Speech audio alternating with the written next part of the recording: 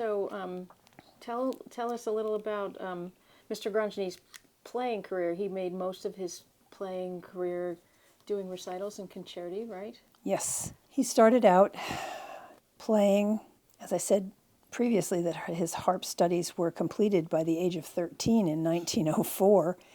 But he made his Paris debut in 1909 with orchestra, and then there was a solo program tacked onto that. In 1913, he made his debut with the Ravel Introduction and Allegro. I think that's the performance where Grandjany worked with Ravel. Mm. Ravel rehearsed him with the piano and then conducted this small ensemble. In 1921, he started the Fontainebleau class, so he was teaching and performing. His students knew how wonderful he was, and they urged him to perform more. He taught at Fontainebleau from 1926 to 1936. In 1922, he made his London debut. In 1924, he made his New York debut. He made annual tours to the U.S. to play concerts. His students had urged him to do this, especially in Montreal. They wanted him to come over and concertize. In 1936, his family finally arrived in New York City because they were worried about what was going on in Europe at that time, and they were rightly worried. In 1945, he became a naturalized citizen, so he was very, very happy to be an American. You're holding on to a poster that is the most unusual thing, and I was so glad to have it in this collection. Yeah, it is the poster that advertises his golden anniversary year of 1959. So in 1909, he played his Paris debut, as I just said. Right. So this huge poster survived. There's a second one also. It survived, and it's in absolutely marvelous condition, and it listed the repertoire that he played. And the interesting thing is, he was accepted as a soloist finally because he had worked so hard to bring the harp into the concert arena. It wasn't just violin, cello, and piano. Now the harp had a seat at the table. Some of his reviews from this anniversary concert. In Luxembourg, the reviewer said in 1959, "So much beauty, such exquisite taste, so much knowledge and art, an unforgettable concert." Well, I don't think you can ask for a better review than that. In Lausanne, Switzerland, the reviewer started off by saying, "One of the greatest, if not the greatest, of our epoch is certainly Marcel Grandjany. He's an incomparable transcriber. Let us say finally that each of his interpretations of original works brought to us a new joy." Pretty good. This great artist, so modest in his triumphs, was long acclaimed. So it's very, very, it's really wonderful that not only this survived as the concert handout, but the poster that was up all over Europe. So, yeah. And 50 years later, he was playing just as beautifully, or more beautifully, more elegantly, and more sublimely than ever. Absolutely. And you know, I've put together, with your help, a number of reviews so that it wasn't just 1959. This is a review from 1960 from the Rochester Times-Union, which is, we're sitting in Rochester right now, so midway through the review, it says, "For the harp under the magic touch of Mr. Grandjany sounded not only like a whole orchestra, but like almost every instrument in an orchestral ensemble. So rich and full and magically fluent was his brilliant, fluid tone." Some people would kill for a review like that. I would. Yeah, me too. Plateau Hall in Canada, in Montreal. The reviewer was talking about Grandjany's piece for harp and horn. "The musical marriage of harp and horn against a background of orchestra is unusual, And this was apparent last night at a concert of Les Concerts Symphoniques de Montreal in Plateau Hall, when Mr. Marcel Grandjany's poem for harp, horn, and orchestra was performed. It was notable mainly for the beautiful playing of the harp by Grandjany himself and for the excellent playing of that very difficult instrument, the horn, by Mr. Masella, whose quality of tone and outstanding performances have for some time been a noticeable feature of this orchestra. And Mr. Masella was the husband of Dorothy Masella, who was a student of Grandjany's. So I always find that to be kind of interesting. Here's a review from a concert in Boston in 1963, and it starts out by saying, merveilleuse, magnifique, or, as the French would say, wonderful. Nothing short of a completely favorable review would do Marcel Grandjany justice. For last night at the Boston University School of Fine and Applied Arts, Monsieur Grandjany really made his harp speak and throb and laugh and sigh. Beautiful. There's a few more here. Here's a review from 1961 from the New York Times.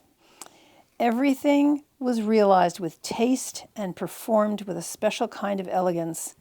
Mr. Grandjany is the master of a grand style and representative of a special and elegant kind of musical sensibility out of the past.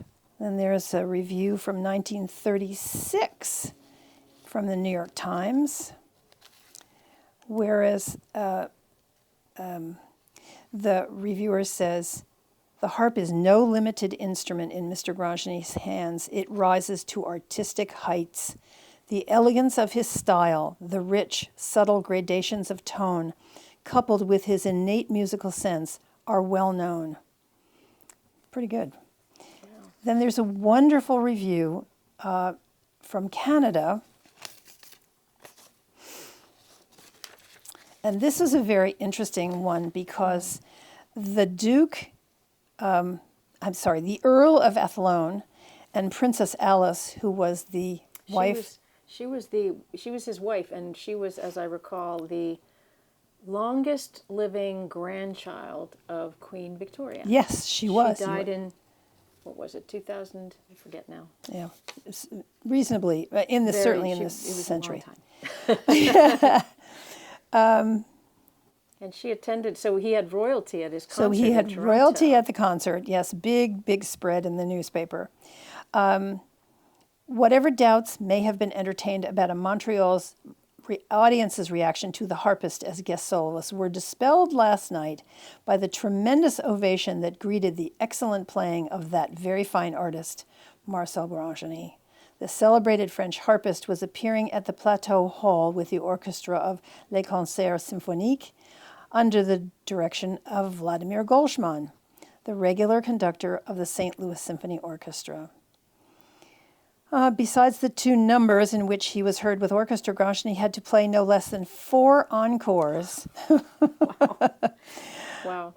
All of them delicious arrangements of the French-Canadian folk song, Marianne, C'est Va-toi, Moulin, and don't get my French, and another, an exquisite rendition of the Celestial Clair de Lune by Debussy. And he did play in Canada many times, did he not? Yes, he did, yes. In 1949, here is something from the Evening Telegraph in Toronto. To hear Marcel Grandjany play the harp, particularly in the Handel Concerto, and his solo encore number, was to think of him as one of the 3 elect instrumentalists in the whole world. The other 2 are Wanda Landowska, the harpsichordist, and Segovia, the guitarist. Wow. Pretty good company. Yeah. Solo harp music is unusually short on vibration. It enchants the listener through a bar or 2, then it seems to fade out. But solo harp music of Marcel Grandjany floats out into the Massey Hall, singing all the time, joining unseen choruses up in the roof until the whole place is filled with harmonics of dreamland. Wow. It's really amazing. Yeah. And I have probably one more. Yes, from the Gazette in Montreal, 1944. One astounding aspect of Mr. Grandjany's harp playing is its range of dynamic expression.